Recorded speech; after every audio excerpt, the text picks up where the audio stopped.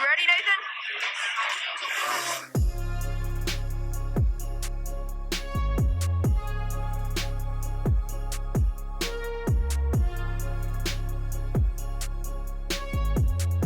Hey y'all, Dyin Barbecue, back in front of the grill today. If you're coming back, welcome back. If it's your first time here, hey, thanks for checking us out.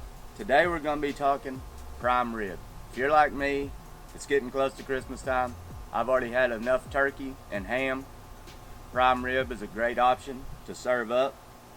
We're going to get into prepping this thing. This was actually a two-part video, but I kind of condensed it down. So we're going to jump into how I got this thing prepped. But if you haven't already, hit that subscribe button, punch the like button. Let's get this prime rib prepped up. Now to start with the prime rib, I always like to trim the fat cap off of this and dry brine it overnight in the fridge. We're going to jump into that video, show you how I do that. It's really simple, super easy. Let's go over getting this thing dry brined.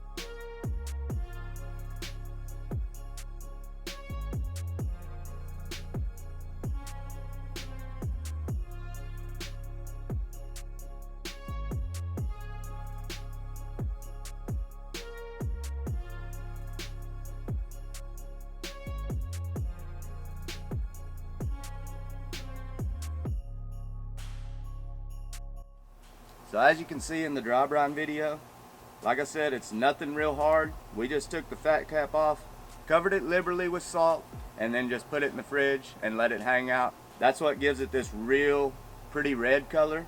It helps build a little bit of flavor in this because this is a big chunk of meat.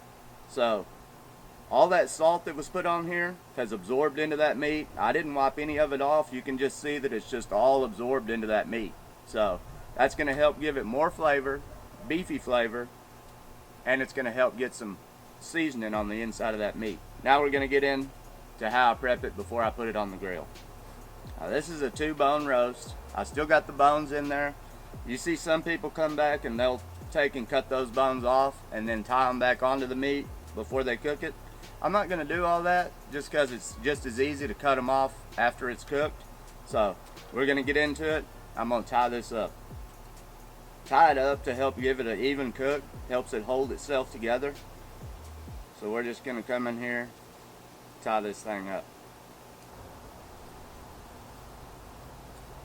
It doesn't have to be tight, you just want something to help hold its shape.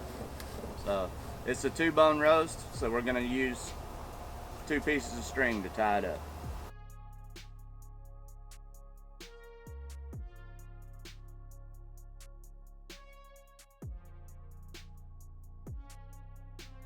And now then what I've got is just some coarse black pepper,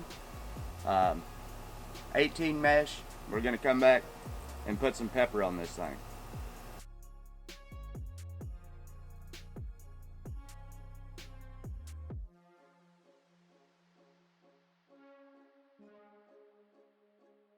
You can go as light as heavy or as heavy with the pepper as you want to. I kind of like pepper, so I might go a little bit heavier. If you don't want to go that heavy, then just don't go that heavy. Like I said, it's a pretty big cut of meat, so you don't have to really worry about over seasoning this thing. Now that we've got it covered with our pepper, I'm going to come back and I'm using the Neil Surratt gourmet beef. This has some herbs and spices in it that work really good on a prime rib. Plus it's got a little bit of color that's going to give us a pretty nice finish color on this thing. So we're going to season it up.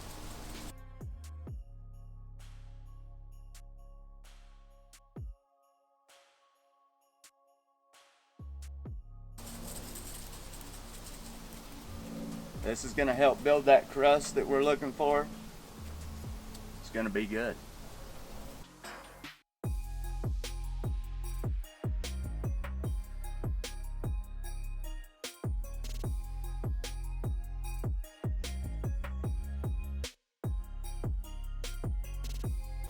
Just take your time and make sure that you get a pretty even coat on it, because that's what's going to make it look pretty. Now that's about it. We're going to let this thing hang out here for just a little bit. I'm going to get my grill fired up. We're going to be running today on the Pit Boss Austin XL.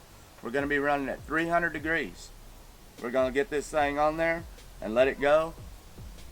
I'll bring you back once the grill gets fired up. Grill's up to temp. We're cruising at 300 degrees. I'm going to get this prime rib put in here. Now I'm going to put it in here with my bones facing my heat so that kind of protects the actual meat on this thing. Go ahead and get a probe in it. You want your temperatures in the center of this meat. We're shooting for 110 degrees. Once it hits 110 degrees, I'm going to kick the grill up to about 450 just so we can build a crust. We're going to let it go till we hit 110 degrees. All right, so that prime rib has been on there for about 3 hours. We're sitting at 110 degrees. Now what I want to do now, we're getting kind of a crust formed on it. That looks pretty good. I'm just going to hit it with a little bit of cooking spray.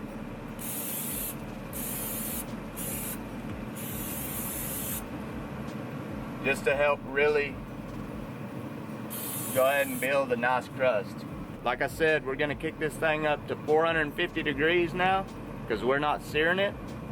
Let that thing rock and roll until it hits 128. Once it hits 128, we're going to pull it off. This thing's reading 128 degrees. We're going to pull this thing off, let it rest. Alright, so we've got it pulled off here. We're reading 128. Let it rest up for about 20 minutes, and then we'll slice into it, see how we did.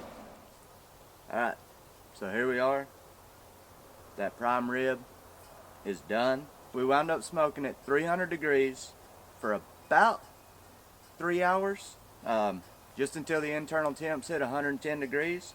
Then we kicked it up to 450 degrees, build that nice crust, and let this thing get up to 128 degrees.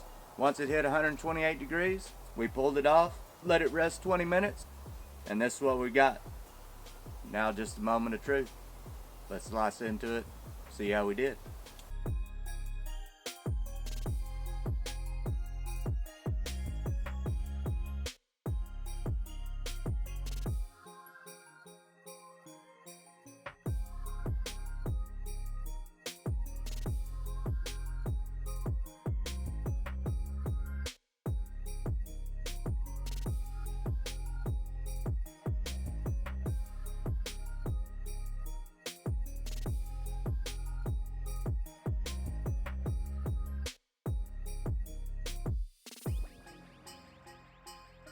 Hopefully the sun doesn't play with this too much.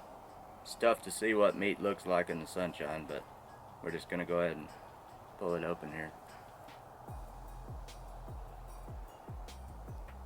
There it is. Pretty, wall-to-wall pink. That thing looks amazing. Juice is just running out of it.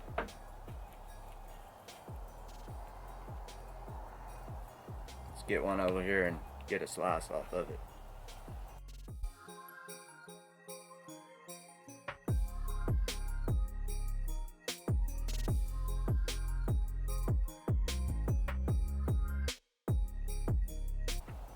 I got to go in here and get a taste.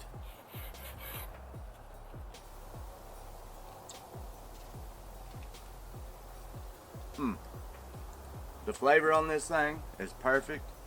It's juicy, cooked to a medium rare finish. This thing will be great to serve up at Christmas.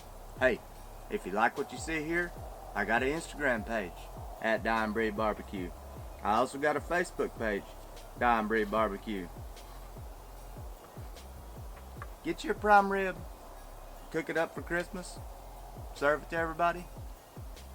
Trust me, there won't be any leftovers.